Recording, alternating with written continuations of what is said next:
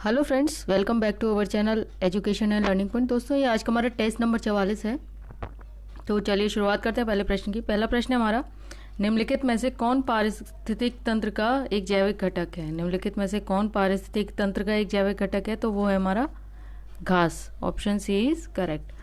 Next है हमारा, निम्नलिखित में से कौन सा त्यौहार ओडिशा में मनाया जाता है? कौन सा त्यौहार है जो ओडिशा में मनाया जाता है? तो वो है नव कलेवर। ये जो नव कलेवर फेस्टिवल है ये उड़ीसा में मनाया जाता है। और ये किस तरीके का है?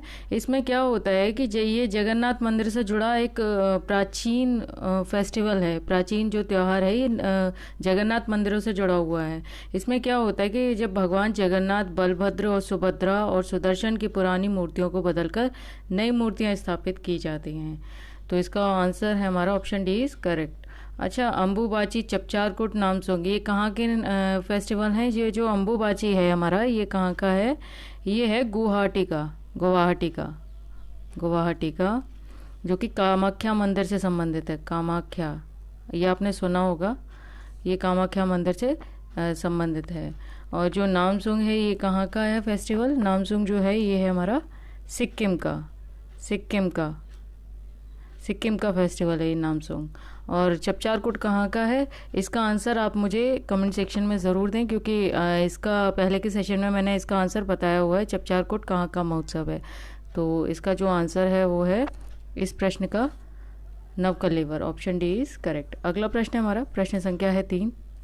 कौन सी नदी हिमालय की सबसे पूर्वी सीमा को चिन्हित करती है? तो वो कौन सी नदी है जो हिमालय की सबसे पूर्वी सीमा को चिन्हित करती है? तो वो है ब्रह्मपुत्र नदी। Option A is correct. Next है हमारा, निम्नलिखित में से कौन उपभोक्ता का अधिकार है? निम्नलिखित में से कौन सा इसमें से उपभोक्ता का अधिकार है? तो वो कौन सा अधिकार है?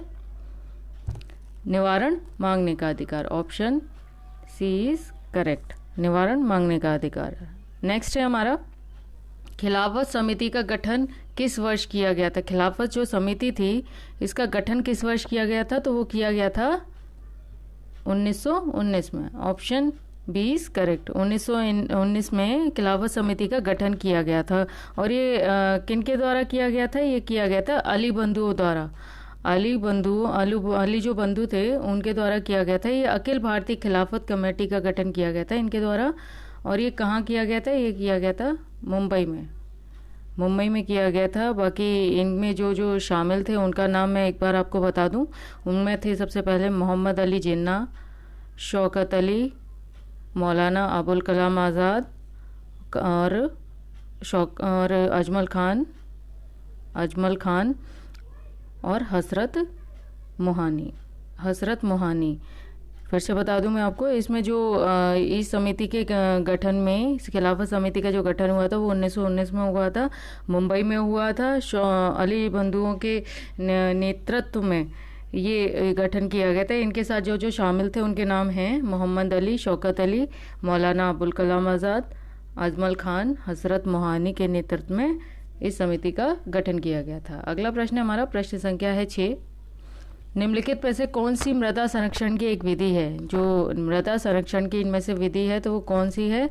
तो इसका आंसर होगा mulching. Option B is correct. जो मल्चिंग है ये क्या विधि है? ये इसमें क्या होता है कि जो हमारी क्यारी होती है, गार्डन होते हैं, खेत होते हैं, या गमले हो गया या यार्ड हो गया, इसमें जो खुली मिट्टी होती है ना, जैसे कि खुली मिट्टी है, उसको ढकने के लिए उसमें ढकने की जो प्रक्रिया होती है उसको मल्चिंग कहते हैं। और ये जो जिस मटेरियल से इसको ढका जाता है उसे मल्च कहते हैं। जिस मटेरियल से इसको ढका जाता है इस मिट्टी को, उसको मल्च कहते हैं। ये शायद कुछ सिल्वर कलर का होता है। ये मल्चिंग जो होती है, मल्च जो होता है, जो मटेरियल है, तो ये कुछ सिल्वर कलर का होता है। तो इसमें मृदा संरक्षण की जो विधि है वो मल्चिंग है। Option B is correct. Next है हमारा, निम्नलिखित में से कौन संविधान सभा के अध्यक्ष थे? जो संविधान सभा के अध्यक्ष थे निम्नलिखित में से कौन थे? तो वो थे Rajendra Prasad. Option D is correct. Next है हमारा, गड़गड़ाहट की आवाज़ बिजली की चमक की तुलना में बहुत बाद में सुनाई देती है। ये क्या दिखलाता है? गड़गड़ाहट की आवाज़ बिजली की चमक की तुलना में बहुत बाद में सुनाई देती है, तो ये क्या दिखाता है? तो इसका आंसर होगा ध्वनि की गति प्रकाश की गति से बहुत कम होती है। ध्वनि की गति जो है वो प्रकाश की गति से बहुत कम होती है। Option D is correct. ध्वनि की गति प्रकाश की गति से बहुत कम होती है। अगला प्रश्न है हमारा, प्रश्न संख्या है 9। उपभोक्ता संरक्षण अधिनियम में अधिनियमित किया गया था। तो उपभोक्ता जो संरक्षण अधिनियम था उसमें क्या क्या अधिनियमित किया गया था? तो 1986 में। ऑप्शन बी इज करेक्ट, 1986 में। और ये जो उपभोक्ता संरक्षण अधिनियम था, ये क्या था कि इसमें व्यापार और उद्योग के शोषण से उन लोगों के अधिकारों और हितों को बचाने के लिए बनाया गया था ये उपभोक्ता संरक्षण अधिनियम, जो कि किसी न किसी प्रकार के उपभोक्ता हैं। ठीक है। और इसमें क्या होता है कि जो व्यक्ति अपने प्रयोग के लिए वस्तुएं खरीदते हैं या उनकी सेवाएं खरीदता है कोई भी व्यक्ति, तो वो उपभोक्ता की श्रेणी में आता है इस अधिनियम के तहत। इसका जो आंसर है ऑप्शन बी इज करेक्ट, 1986। अगला प्रश्न हमारा, प्रश्न संख्या है 10।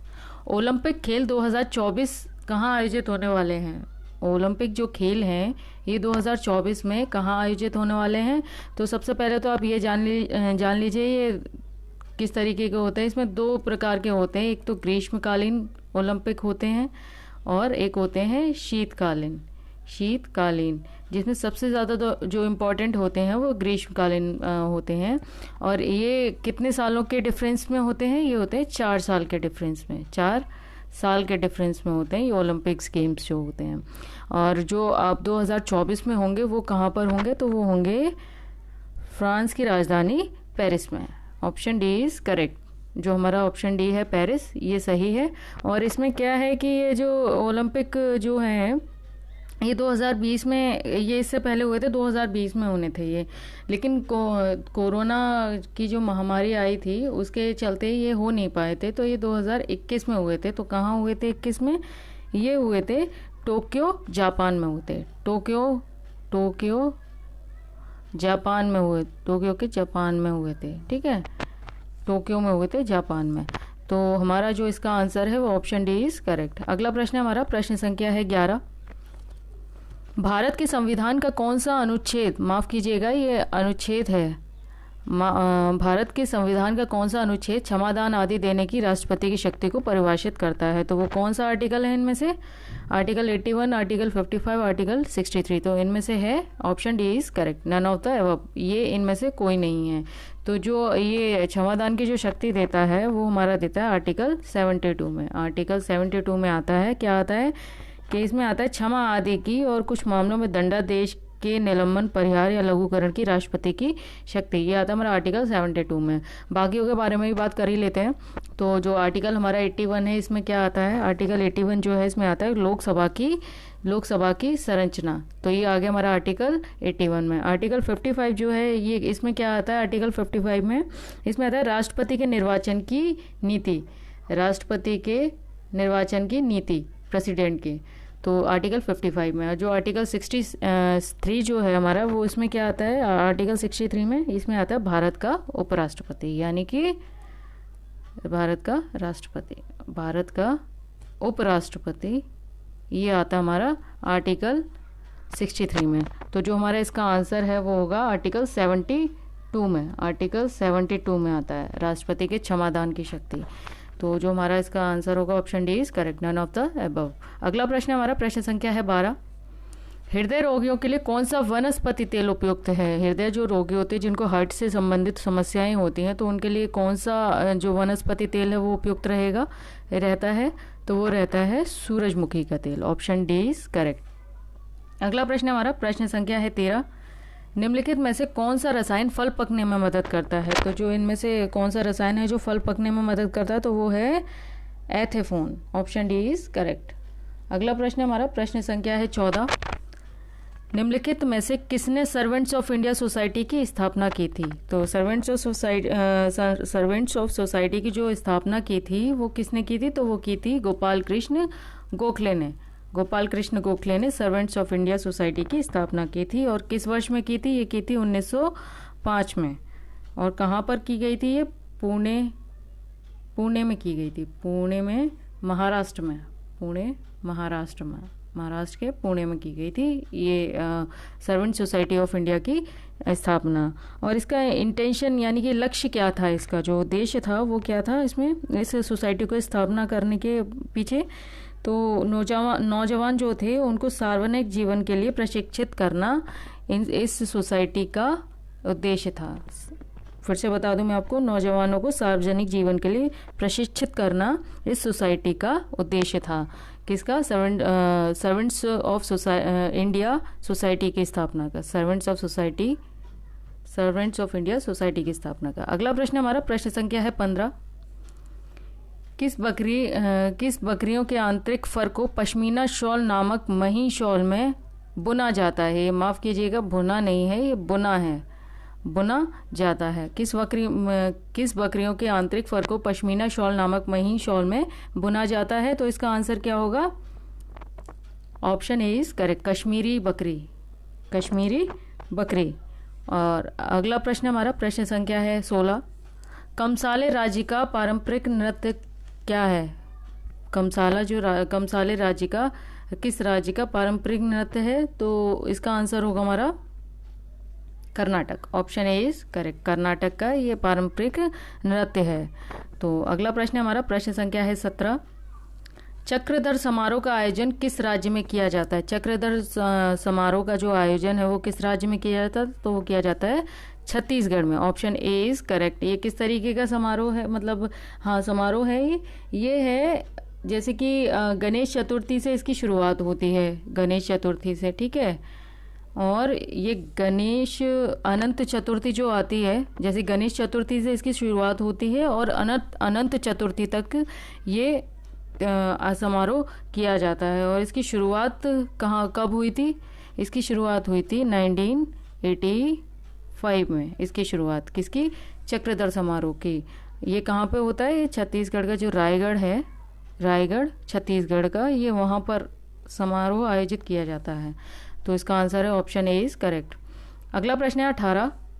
नागरिकों के मौलिक कर्तव्यों को किस वर्ष में भारत के संविधान से जोड़ा गया? किस वर्ष में? ये वर्ष है, माफ कीजिएगा, ये वर्ष नहीं है, ये वर्ष है। नागरिकों के मौलिक कर्तव्यों को किस वर्ष में भारत के संविधान में जोड़ा गया था? तो वो किस वर्ष में जोड़ा गया था? तो वो जोड़ा गया था 1976 में। Option A is correct. Next है हमारा प्रश्न संख्या है 19। निम्नलिखित में से इस एक कर को गंतव्य आधारित कर कहा जाता है? तो किस कर को गंतव्य आधारित कर कहा जाता है? तो वो कहा जाता है माल और सेवा कर को, यानी कि गुड्स एंड सर्विस टैक्स। अगला प्रश्न हमारा प्रश्न संख्या है 20। भारतीय संविधान का निम्नलिखित में से कौन सा अनुच्छेद कुछ मामलों में गिरफ्तारी और नजरबंदी के खिलाफ सुरक्षा प्रदान करता है? भारतीय संविधान का निम्नलिखित में से कौन सा अनुच्छेद कुछ मामलों में गिरफ्तारी और नजरबंदी के खिलाफ सुरक्षा प्रदान करता है? तो इसका आंसर क्या होगा? आर्टिकल 22। अच्छा, आर्टिकल 22 में है क्या? इसके अंडर में आर्टिकल 22 जो है इसमें है कुछ दशाओं में गिरफ्तारी और निरोध में संरक्षण है। कुछ दशाओं में गिरफ्तारी और निरोध में संरक्षण, आर्टिकल 22। आर्टिकल 99 में क्या है? आर्टिकल 99 जो है हमारा, इसमें है वाक स्वतंत्रता आदि विषयक कुछ अधिकारों का संरक्षण। ये तो बात हो गई हमारी आर्टिकल 19 की। बात कर लेते हैं आर्टिकल 20 की। तो इसमें क्या आता है आर्टिकल 20 में? इसमें आता है अपराधों के लिए दोष सिद्ध के संबंध में संरक्षण। दोष सिद्ध के लिए, अपराधों के लिए दोष सिद्ध के लिए संबंध में संरक्षण। ये आ गया आर्टिकल 20 में। अच्छा, आर्टिकल जो 21 है ये ज़्यादातर वैसे पता ही होगा आप लोगों को। आर्टिकल 21 में क्या है? तो ये संबंधित है हमारा प्राण और दैहिक स्वतंत्रता का संरक्षण। प्राण और दैहिक स्वतंत्रता का संरक्षण, ये आ गया हमारा आर्टिकल 21 में। अच्छा, आज के इसका जो आंसर है हमारा, इसका जो आंसर था हमारा आर्टिकल 22 इज करेक्ट। जिसमें क्या था? इसमें था कि कुछ दशाओं में गिरफ्तारी और निरोध में संरक्षण। दोस्तों, आज के प्रश्नों की श्रृंखला हमारी यहीं पर समाप्त होती है। आप हमें YouTube, Telegram, Instagram, Facebook page पर भी like, follow, share and subscribe ज़रूर करें। और जिससे भविष्य में आने वाले नई नोटिफिकेशंस या इस वीडियो लेक्चर से जुड़ी कोई भी नई जानकारी आप तक आसानी से पहुंच सके। आज का सेशन हमारा यहीं पर समाप्त होता है। मिलते हैं अगले सेशन में, तब तक के लिए नमस्कार।